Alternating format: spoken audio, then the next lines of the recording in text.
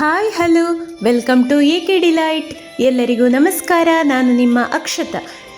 ಇವತ್ತು ನಾವೊಂದು ಸುಲಭವಾದಂತಹ ಸ್ವೀಟನ್ನು ರೆಡಿ ಮಾಡುವ. ಈಗಂತೂ ತುಂಬಾ ಸೆಕೆ, ಹಾಗೆ ತುಂಬ ಬಿಸಿಲು.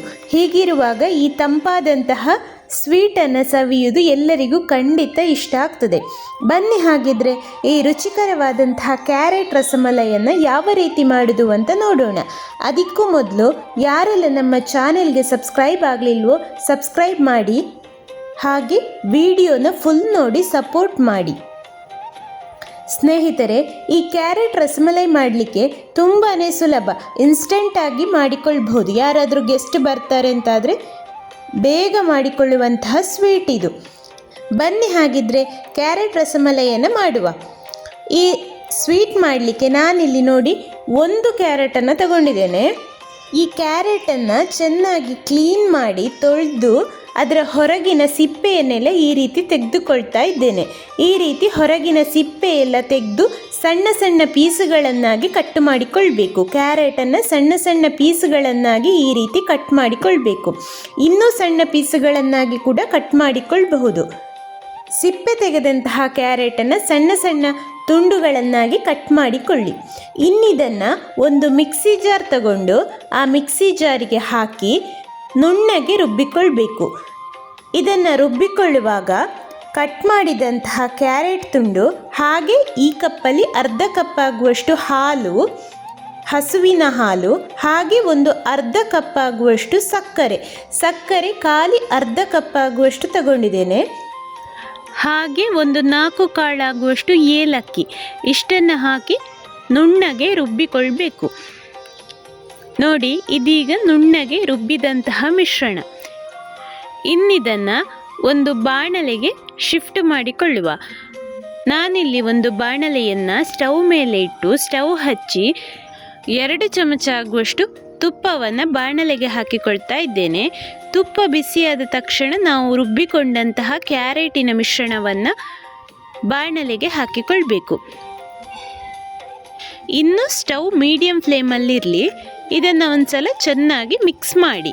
ಈ ರೀತಿ ಚೆನ್ನಾಗಿ ಮಿಕ್ಸ್ ಮಾಡಿ. ನೋಡಿ, ಈ ರೀತಿ ಕ್ಯಾರೆಟ್ ತುಂಡುಗಳಿದ್ದರೆ ಅದನ್ನು ತೆಗೆದು ಪಕ್ಕಕ್ಕಿಟ್ಟುಕೊಳ್ಳಿ. ನಮಗಿಲ್ಲಿ ನುಣ್ಣಗೆ ರುಬ್ಬಿಕೊಂಡಂತಹ ಕ್ಯಾರೆಟ್ ಮಾತ್ರ ಬೇಕಾಗಿರೋದು. ನೋಡಿ, ಈ ರೀತಿ ಕೈ ಆಡಿಸ್ತಾ ಇರಿ. ಸ್ನೇಹಿತರೆ, ಈ ಕ್ಯಾರೆಟ್ ರಸಮಲೈಗೆ ಬೇಕಾದಂತಹ ಇಂಗ್ರೀಡಿಯೆಂಟ್ಸನ್ನು ಡಿಸ್ಕ್ರಿಪ್ಷನ್ ಬಾಕ್ಸಲ್ಲಿ ಕೊಟ್ಟಿರ್ತೇನೆ. ನೋಡಿ, ಈಗ ಒಂದು 5 ನಿಮಿಷ ಆಗಿದೆ, ಸ್ವಲ್ಪ ಗಟ್ಟಿಯಾಗಿದೆ. ಇನ್ನಿದಕ್ಕೆ ಒಂದು 1/4 ಕಪ್ ಆಗುವಷ್ಟು ಬಾಂಬೆ ರವೆಯನ್ನು ಹಾಕಿಕೊಳ್ತಾ ಇದ್ದೇನೆ. 1/4ರಿಂದ ಅರ್ಧ ಕಪ್. ನಾನು ಎಲ್ಲ ಅಳತೆಯನ್ನು ಒಂದೇ ಕಪ್ಪಲ್ಲಿ ತಗೊಂಡಿದ್ದೇನೆ. ಹಾಗೆ ಇನ್ನು 1 ಚಮಚ ಆಗುವಷ್ಟು ಮಿಲ್ಕ್ ಪೌಡರ್, ಇಷ್ಟನ್ನು ಹಾಕಿ ಮೀಡಿಯಂ ಫ್ಲೇಮಲ್ಲಿ ಈ ರೀತಿ ಕೈ ಆಡಿಸ್ತಾ ಇರಬೇಕು. ಚೆನ್ನಾಗಿ ಮಿಕ್ಸ್ ಮಾಡಬೇಕದನ್ನು. ನೋಡಿ, ಈ ರೀತಿ ನೀವು ಯಾವ ರೀತಿಯೆಲ್ಲ ಕ್ಷೀರ ಎಲ್ಲ ಮಾಡ್ತೀರಾ ಅದೇ ರೀತಿ ಈ ರೀತಿ ಚೆನ್ನಾಗಿ ಮಿಕ್ಸ್ ಮಾಡಬೇಕದನ್ನು. ಮೀಡಿಯಂ ಫ್ಲೇಮಲ್ಲಿ ಸ್ವಲ್ಪ ಹೊತ್ತು ಚೆನ್ನಾಗಿ ಬೇಯಲಿ. ನೋಡಿ, ಇದಿಷ್ಟ ಆದರೆ ಸಾಕು. ಇನ್ನಿದು ತಣ್ಣಗಾಗಲಿಕ್ಕೆ ಬಿಡಿ. ನೋಡಿ, ಇದೀಗ ತಣ್ಣಗಾಗಿದೆ. ನೋಡಿ, ಕೈಗೆ ಅಂಟಿಕೊಳ್ಳೋದಿಲ್ಲ. ಇನ್ನಿದನ್ನು ಈ ರೀತಿ ಸಣ್ಣ ಸಣ್ಣ ಉಂಡೆಗಳನ್ನಾಗಿ ಮಾಡಿ ಒಂದು ಪ್ಲೇಟಲ್ಲಿ ಎತ್ತಿಟ್ಟುಕೊಂಡ್ರಾಯ್ತು.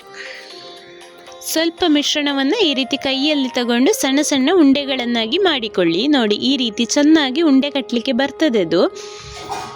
ಈ ರೀತಿ ಉಂಡೆ ಮಾಡಿ ಒಂದು ಪ್ಲೇಟಲ್ಲಿ ಎತ್ತಿಟ್ಟುಕೊಂಡಿದ್ದೇನೆ.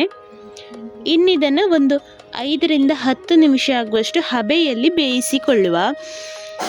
ನಾನಿಲ್ಲಿ ಹಬೆಯಲ್ಲಿ ಬೇಯಿಸಿಕೊಳ್ಳಿಕ್ಕೆ ಒಂದು ಪ್ಯಾನಲ್ಲಿ ಸ್ವಲ್ಪ ನೀರು ಹಾಕಿ, ನೋಡಿ, ಈ ರೀತಿ ಒಂದು ಪ್ಲೇಟಿನ ಮೇಲೆ ಮಾಡಿಟ್ಟುಕೊಂಡಂತಹ ಉಂಡೆಗಳನ್ನೆಲ್ಲ ಅದರಲ್ಲಿಟ್ಟು ಒಂದು 10 ನಿಮಿಷ ಆಗುವಷ್ಟು ಹಬೆಯಲ್ಲಿ ಬೇಯಿಸಿಕೊಳ್ತಾ ಇದ್ದೇನೆ. ಉಂಡೆಗಳೆಲ್ಲ ಹಬೆಯಲ್ಲಿ ಬೇಯುವಾಗ ನಾವು ಇನ್ನೊಂದು ಪಾತ್ರೆಯನ್ನು ಸ್ಟವ್ ಮೇಲೆ ಇಟ್ಟು ಅದಕ್ಕೆ ಒಂದು 2 ಕಪ್ ಆಗುವಷ್ಟು ಹಾಲು, ಹಸುವಿನ ಹಾಲನ್ನು ಹಾಕಿ ಈ ರೀತಿ ಬಿಸಿ ಮಾಡಿಕೊಳ್ತಾ ಇದ್ದೇನೆ. ಹಾಲು ಚೆನ್ನಾಗಿ ಕುದಿ ಬರಲಿ.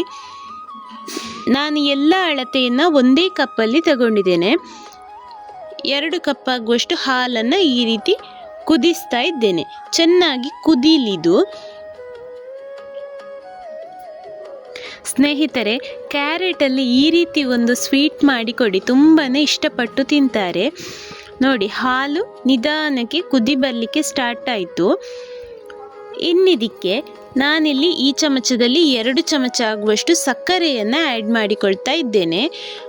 ನಾವು ಆಲ್ರೆಡಿ ಅಲ್ಲಿ ಕ್ಯಾರೆಟ್ ಮಿಶ್ರಣಕ್ಕೆ ಅರ್ಧ ಕಪ್ ಆಗುವಷ್ಟು ಸಕ್ಕರೆಯನ್ನು ಆ್ಯಡ್ ಮಾಡಿಕೊಂಡಿದ್ದೇವೆ.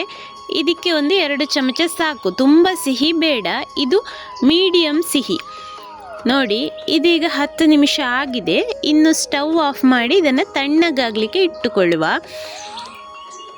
ನಿಮಗೆ ಸಿಹಿ ಜಾಸ್ತಿ ಬೇಕು ಅಂತಾದರೆ ಸ್ವಲ್ಪ ಸಕ್ಕರೆಯನ್ನು ಜಾಸ್ತಿ ಆ್ಯಡ್ ಮಾಡಿಕೊಳ್ಬಹುದು. ಇದು ಸಿಹಿ ಹದವಾದಂತಹ ಸಿಹಿ. ನೋಡಿ, ಹಾಲು ಕುದಿಲಿಕ್ಕೆ ಸ್ಟಾರ್ಟ್ ಆಗಿ ಒಂದು 4 ನಿಮಿಷ ಆದ ಮೇಲೆ ಅದಕ್ಕೆ 1 ಚಮಚ ಕಾರ್ನ್ಫ್ಲೋರ್ ಹಾಗೆ ಅರ್ಧ ಚಮಚ ಕಸ್ಟರ್ಡ್ ಪೌಡರನ್ನು ಹಾಲಲ್ಲಿ ಕರಗಿಸಿಕೊಂಡು ಹಾಕಿಕೊಳ್ತಾ ಇದ್ದೇನೆ. ಹಾಗೆ 1/4 ಚಮಚ ಆಗುವಷ್ಟು ಕೇಸರಿ ದಳಗಳನ್ನು ಹಾಲಲ್ಲಿ ನೆನೆಸಿಟ್ಟುಕೊಂಡು ಹಾಕಿಕೊಳ್ತಾ ಇದ್ದೇನೆ. ಇಷ್ಟು ಹಾಕಿ ಇದನ್ನು ಒಂದ್ಸಲ ಚೆನ್ನಾಗಿ ಮಿಕ್ಸ್ ಮಾಡಿ. ನಾವು ಕಾರ್ನ್ಫ್ಲೋರ್ ಹಾಕಿದ ಕಾರಣ ಹಾಲು ಗಟ್ಟಿಯಾಗಲಿಕ್ಕೆ ಸ್ಟಾರ್ಟ್ ಆಯಿತು. ನೋಡಿ, ಈಗ ಹಾಲು ಸ್ವಲ್ಪ ದಪ್ಪ ಬಂದಿದೆ. ಈ ರೀತಿ ಒಂದು 2-3 ನಿಮಿಷ ಕುದಿ ಬಂದರೆ ಸಾಕು. ನೋಡಿ, ಇದೀಗ ಹಾಲು ದಪ್ಪ ಆಗಿದೆ. ಇನ್ನಿದಕ್ಕೆ ಡ್ರೈ ಫ್ರೂಟ್ಸನ್ನು ಕ್ರಷ್ ಮಾಡಿ ಹಾಕಿಕೊಳ್ಳಿ. ಹಾಗೆ ಹಬೆಯಲ್ಲಿ ಬೇಯಿಸಿಟ್ಟುಕೊಂಡಂತಹ ಉಂಡೆಗಳನ್ನು ಸ್ಟವ್ ಆಫ್ ಮಾಡಿ ಬಿಸಿ ಹಾಲಿಗೆ ಹಾಕಿಕೊಳ್ಳಿ. ನೋಡಿ, ಈ ರೀತಿ ಎಲ್ಲ ಉಂಡೆಗಳನ್ನು ಹಾಲಿಗೆ ಹಾಕಿ ಅದರ ಮೇಲಿಂದ ಕ್ರಷ್ ಮಾಡಿದಂತಹ ಪಿಸ್ತಾವನ್ನು ಹಾಕಿದರೆ ರುಚಿಕರವಾದಂತಹ ಕ್ಯಾರೆಟ್ ರಸಮಲೈ ರೆಡಿಯಾಗ್ತದೆ. ಇದನ್ನು ಬಿಸಿ ಇರುವಾಗ ಬೇಕಿದ್ದರೂ ಸರ್ವ್ ಮಾಡ್ಬೋದು, ಅಥವಾ ತಂಪಾಗಿ ಬೇಕು ಅಂತಾದರೆ ಫ್ರಿಜ್ಜಲ್ಲಿ ಇಟ್ಟು ಆಮೇಲೆ ಕೂಡ ಸರ್ವ್ ಮಾಡ್ಬೋದು. ಸ್ನೇಹಿತರೆ, ಹಾಗಿದ್ರೆ ಈ ವಿಡಿಯೋ ನಿಮಗೆ ಇಷ್ಟ ಆಗಿದ್ರೆ ಪ್ಲೀಸ್ ಒಂದು ಲೈಕ್ ಕೊಟ್ಟು ಶೇರ್ ಮಾಡಿ, ಸಬ್ಸ್ಕ್ರೈಬ್ ಮಾಡಿ, ಹಾಗೆ ಬೆಲ್ ಐಕಾನನ್ನು ಪ್ರೆಸ್ ಮಾಡಿ. ಮುಂದಿನ ವಿಡಿಯೋದೊಂದಿಗೆ ಸಿಗೋಣ. Thank you.